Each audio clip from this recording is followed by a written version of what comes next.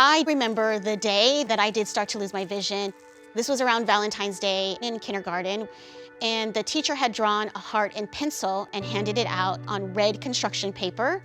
And I remember looking at it and trying to find my heart. I took my paper up to my teacher. I did not have the verbal skills to say, hey, I can't see this. The way it came out for me was, I can't find my heart isn't there. She took a Sharpie and outlined it for me and handed it back to me. And then there was my heart. Now I could cut it out and decorate it and bring it home to my mom, which I did, along with a note that I needed to see the ophthalmologist. I was diagnosed juvenile rheumatoid arthritis, which is an autoimmune disease. That began my journey with vision loss. In 2011, I was working full-time. Had my own apartment. I was able to pay my bills. I literally woke up one morning and I couldn't see my face. I couldn't see a hand in front of my face. I thought, oh my gosh, this is happening. I decided to go ahead and get on Social Security disability. I worked part-time. I moved in with my sister to save money. I went to San Antonio Lighthouse for the Blind to get the help that I needed. And that's where I met some of the best people ever. In 2022, I was offered a full-time job as an admin assistant. When you're on Social Security disability and working, you have to make under a certain number each month.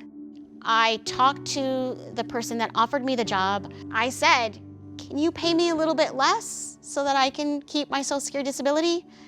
And she said, I'm afraid not, that this is the offer for this job. So now I am in jeopardy of losing my Social Security disability because I am going over the number.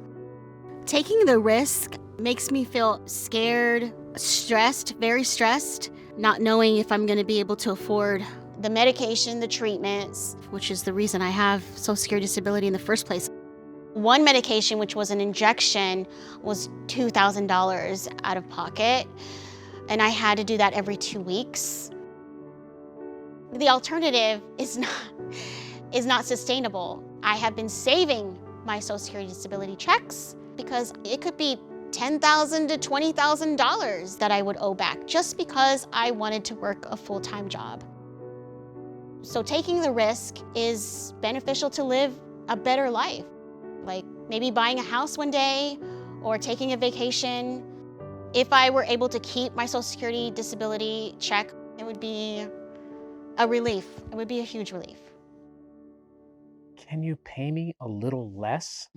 Beth, let me start with you here. I mean, this is something that we keep hearing from different people, that there's this cliff, right? But this is not what the system was designed to do, to ever keep someone like Jennifer from taking a job or feeling like she's risking something by earning more. Yeah, unfortunately, it's a very, very common scenario. There are a lot of benefit programs out there that provide a variety of resources for people, but they all have different rules. They all have different income limits and eligibility. And it can be really, really tricky for people to learn how to navigate even one of them, and exponentially more difficult to navigate multiple programs all at once. So with Social Security Disability Insurance, SSDI, when they're evaluating to determine whether or not you qualify or continue to qualify to get that cash benefit, is can you work? And when they're looking at can you work, they're also looking at how much money can you earn. So they look at how much money are you earning, and then there are certain deductions that if you qualify for those they don't count that from your income before they compare it. But the thing that's really tricky with Social Security Disability Income, or SSDI, is that the disability benefit check you either get all of it or you get none of it. That's the cash cliff. If your countable income goes over the substantial gainful activity, you no longer get that check.